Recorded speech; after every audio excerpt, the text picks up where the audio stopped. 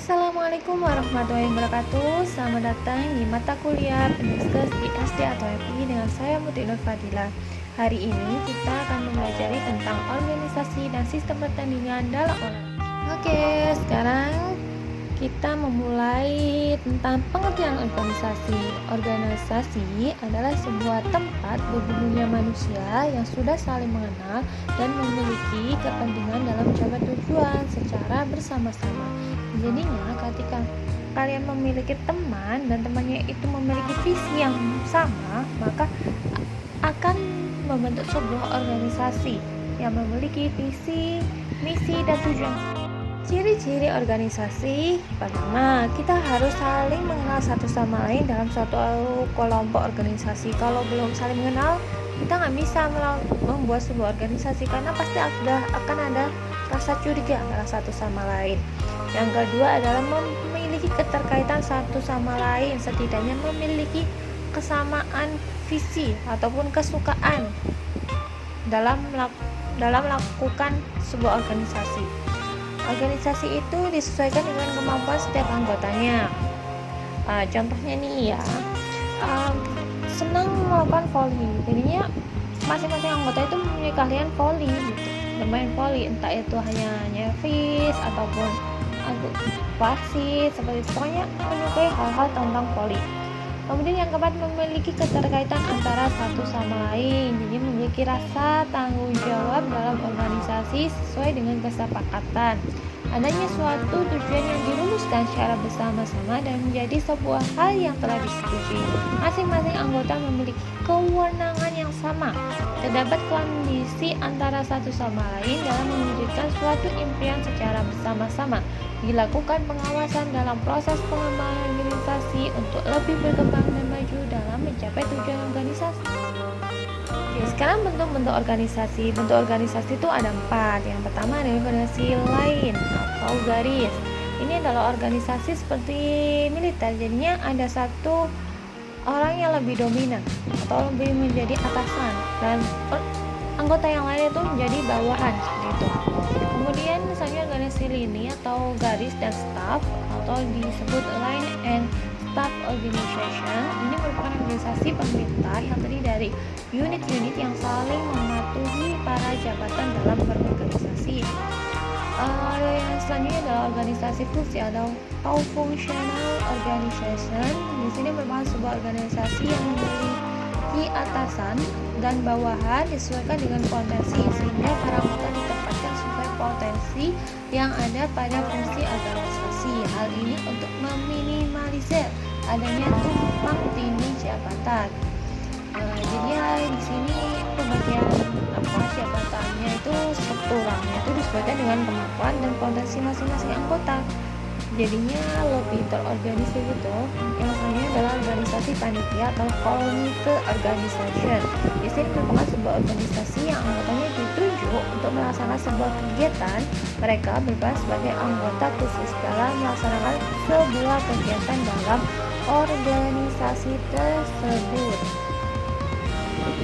Jadinya organisasi itu ada dalam organisasi nih ya, ada beberapa orang, 2 orang atau 3 orang yang ditunjuk untuk melakukan kegiatan atau panitia dari kegiatan tersebut. Kan kegiatan organisasi banyak, jadi A, B, dan C. Kegiatan A ditugaskan oleh si 1 dan si 2 dan si 3.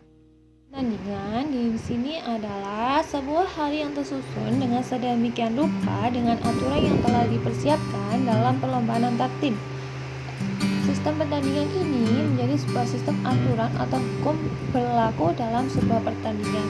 Jadi sistem pertandingan itu sangat penting dalam proses suatu perlombaan dalam berbagai macam hal.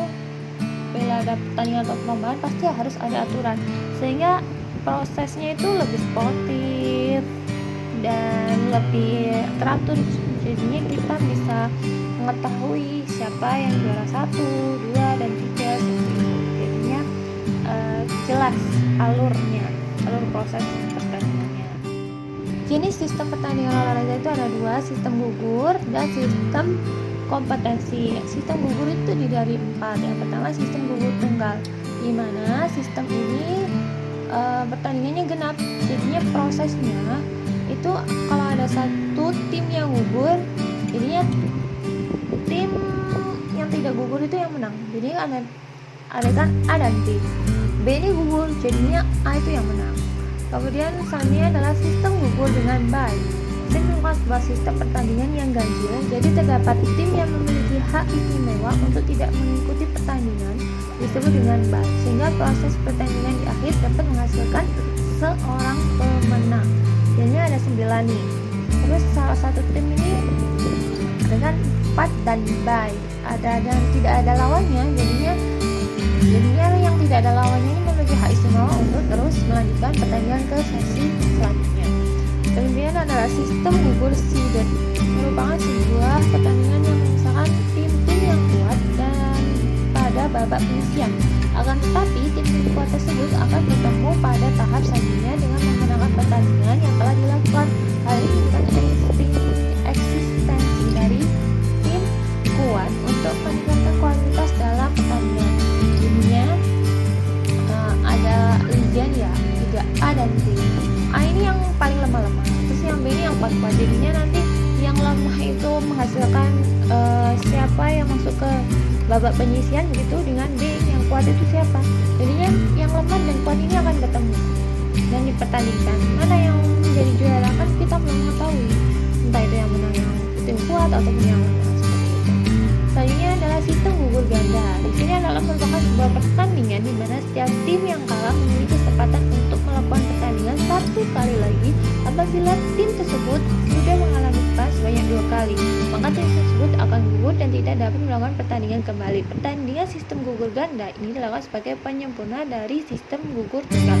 Jadinya kalau dalam sistem gugur ganda ada satu tim yang gugur 1 kali masih boleh terus, tapi kalau dia udah kalah kedua kali maka dia harus gugur.